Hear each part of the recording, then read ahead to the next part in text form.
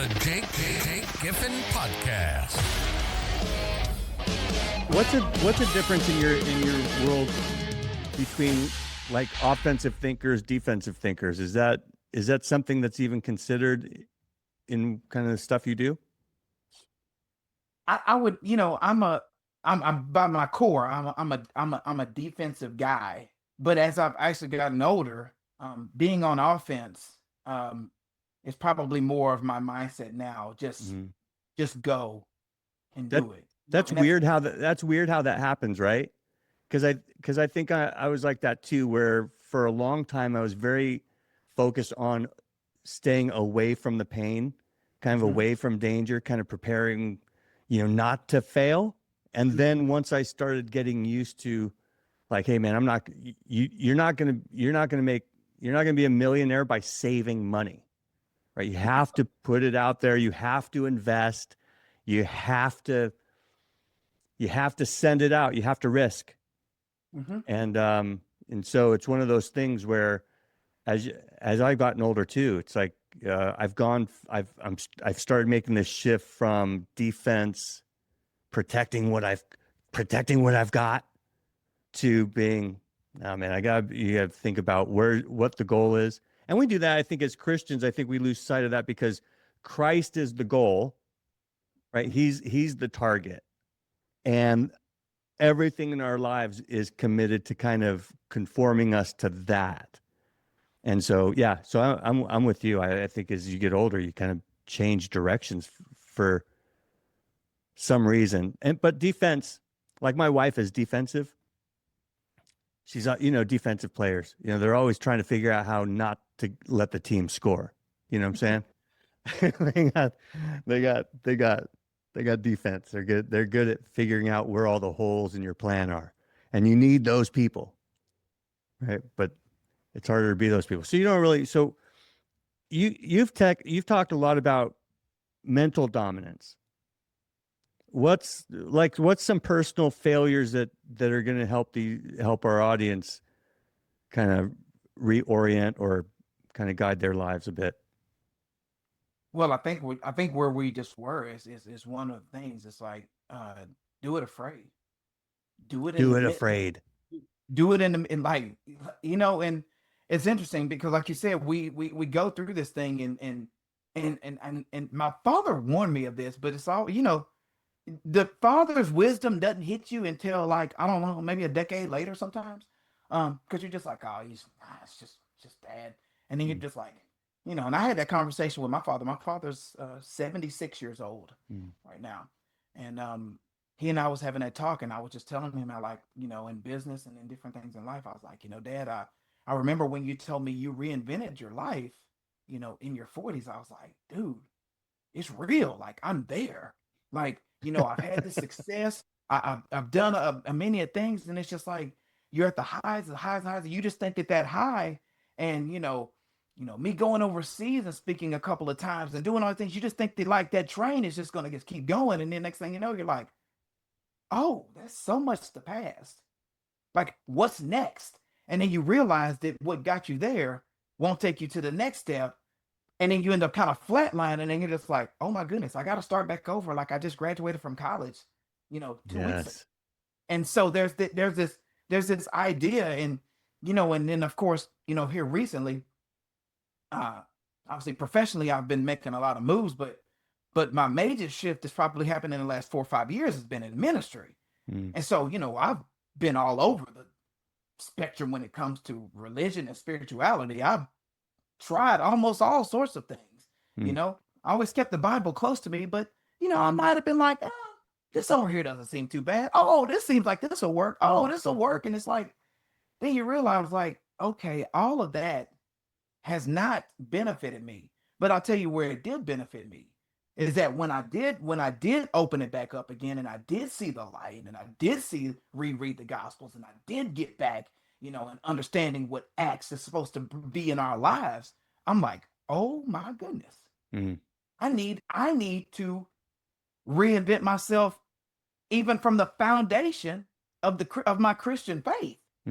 So in doing that, mind you, I'm not 22. I'm in my 40s, and I'm like, I'm jumping back in the Bible like it's Bible, like it's Sunday school.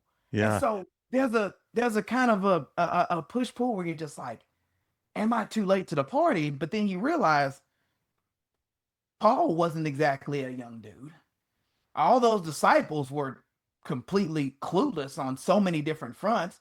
I mean, if Mhm. you really think about it, did they not become who they were supposed to be after he ascended, after resurrection? When he Mhm. was here, he was just like, how much longer am I going to be able to coach you all through this? And it took him coming back, walking with them those times, showing the wounds and saying, now go and do this. I got to go. I'm going to leave you a helper. And so what I would share with a lot of people is like, rely on the helper, because you alone are not enough. Mm. And you will completely fumble the bag, and you will continue fumbling the bag, just like all those before us who were great men, all the way back to the days of Jacob and to the days of all of those guys. They were all just like, oh my goodness, quite reckless and made a ton of mistakes. Mhm. So what I'm saying is that go and make those mistakes. But when you were talking a little bit a minute ago about offense and defense, I realize now, it just kind of hit me, and I don't know if the spirit is just laying this on me at this time. And you're saying like how, you're always on defense, and you're like, okay, I don't want to make a mistake. But think about when you shift over to the offense, and you're like, I'm going to do it afraid. And you're like, well, where's my defense? I'll tell you where the defense is. The defense is the awesome men who are in your life, Mm. right? Who intercede on your behalf, who stand in those gaps and say, hey, Jake, guess what? Hey, you're doing a good thing, but hey, how about you adjust this over here? So the defense is them praying for you. The defense is them interceding on your behalf. The defense is them giving you wise counsel when you're too busy in the fog and you're Mhm. too deep into those streets in the valley, and it's just like, hey, let me give you a flashlight down there, because you're on the right path, but maybe take a slight left over here, take a slight right over there. And so we all become one big unit with that. And that's why Mhm. I obviously, in addition to all these other things, I tell my young men, hey, you need to go get a community, and you need to go get that and form that ASAP, Yeah. right? Because no man does this alone. You need an Right. army of I have an army of men around me Yeah. right now who all hold me accountable and be like, Ahmad, you are absolutely wrong about this. And I might be like, who you think you talking to? But I know that they're telling me that because I have a blind spot and I think I figured it out when you figured out nothing. But once you tell someone, and it's amazing because I just finished my goals last night, and I packaged it all up with the scriptures. I'm gonna send that over to my guys, because I disciple under somebody right now, which is absolutely amazing to be Mhm. a Timothy to a Paul. It's absolutely awesome. And Yeah. I think more men need to not only be in groups like that, but need to have those powerful, structural, moral husbands and father men around them to be like, hey, let's go ahead and lean on one another, because this thing is not easy. And Amen. so That's and so right. we need to be able to have those type of I don't want to call them safety nets because we're not safe, but just to have those accountability allies around us, those No, it's a accountability tribe. partners. It's a good tribe. I mean, you do that with in your coaching, right? Where it's like you're playing the game. Somebody comes to you with a problem, or they're coming to you with some kind of life issue, and you're replaying the tape. That's what we do in our coaching, right? We replay the tape. Like what was the process? Help them find the gaps. Next time you see that gap, instead of going right, you'll run through the gap. Right. And then you practice it in your mind until it's fired, until it's there.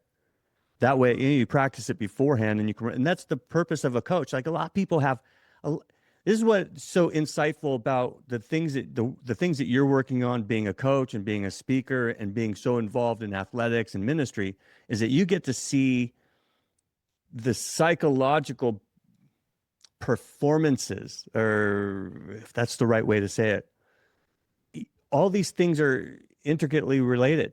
Like whether you're a pastor at a church, or you're a leader in a church, or you're a coach, or you're a speaker, or a personal coach, you get to see all the value of having that tribe behind you that goes, here, you're two in the mix, bro.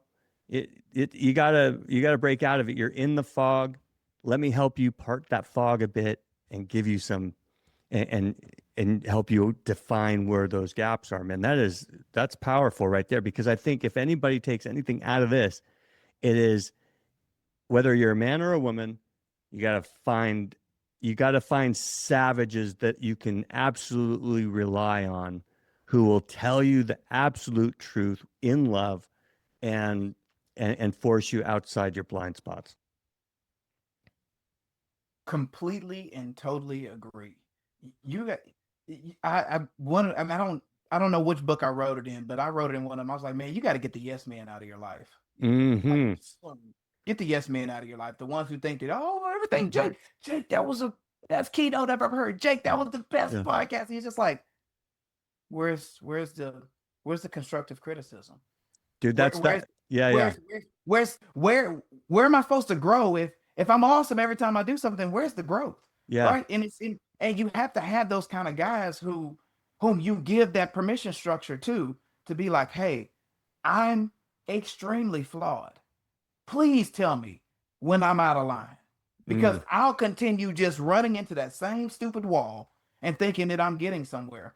It's interesting. I was talking with, I don't want to call him a colleague because he's kind of very influential in my book work, my publishing, and the marketing and all that around it. And I remember going to him recently, and I was just like, "Look, man, I'm broken. Like, I got nothing. I'm like, I'm out of my mind. I can't create. My content gene has left the building. My pen is dormant. This and that." And it was just interesting. He wrote back to me, and he was just like, "Oh man," he's like, "I love hearing this." And I'm just like, "I just told you like everything's falling apart." He's like, "No. Do you know how much strength it takes to say you don't have it? To say that you have completely failed?" He's like, "You are way stronger than you need to." And he's like, "Your bounce back is going to be so crazy because it's the biggest thing is to realize that you have a problem. And it's in the fact that you have the strength to have that level of humility and open up to me like that." And then he sent me some materials to help me through this. And he was just like, "Hey, here's my calendar. Book me whenever you want." Mind you, this man is managing, I think, about 5, 6, 7 businesses. They sent me not 1, not 2, but 3 emails, and they weren't like those 4-liners. This guy was sending like full paragraphs for me. Wow. Right? And you're sitting up there like, "Oh, I don't even deserve this." Right? But it's just the idea of knowing that when you, because remember, we're called to serve, not to be served, right? And so many people think, hey, when you become the boss, when you become the leader. No, when you become the leader, you decrease. Yeah, that's right. You lessen, right? You go out and do and make sure all the people around you are good. And then you eat last. You eat after all of everybody else eats. Yeah. Right. And so, and I think once we get to the point where we have that level of humility, we have that level of servant leadership in our hearts, and we lead with that, right? We lead with love, we lead with grace, we lead with sympathy for those who are in need of us, and we seek to serve. We don't seek to get, we seek to serve. Because so many times we wake up in the morning like, "Hey man, how am I going to generate all this and that?" It's like, how many people's lives are you going to change today? How about we start there, right? Because the word is that when you serve enough people, like there's an overarching, there's a beautiful, majestic, and loving God who will provide for you. Because we don't provide for ourselves. We think we're generating all this revenue. No, our resources, everything we have, the good that we have, does not come from us. That's right. And so we are called to go out and do, as they said in Matthew 28, we're supposed to go. Go do the good work and share the good news, right? In addition to, if you don't work, you don't deserve to eat, right? Yeah, that's right. What the deal is that you can't leave, and this is where I had trouble early on, and now I realize that it has all come together. You can't have the Wednesday and Sunday version of you, and then the 9 to 5 Monday through Friday of you over here. All right, so here's where the conversation starts getting a little controversial, because once you start talking about masculinity, faith, and leadership, you're going to start ruffling a bunch of feathers. So if your feathers are ruffled or if they're not, leave us a comment. Let us know what you're thinking about this 3-part series, or the 4-part series it's going to turn out to be, with Ahmard Vital. It's so amazing. I love talking to this guy. I hope you're enjoying it. If you did, please leave a comment. Let us know. Subscribe, hit the bell so you're notified when the final episode is coming. Again, man, thank you so much for hanging in there. If you guys want to see or listen to the whole episode, that's available everywhere. Spotify, iTunes, everywhere else. And the full episode will be dropped on YouTube in the near future. Thanks so much. See you next time.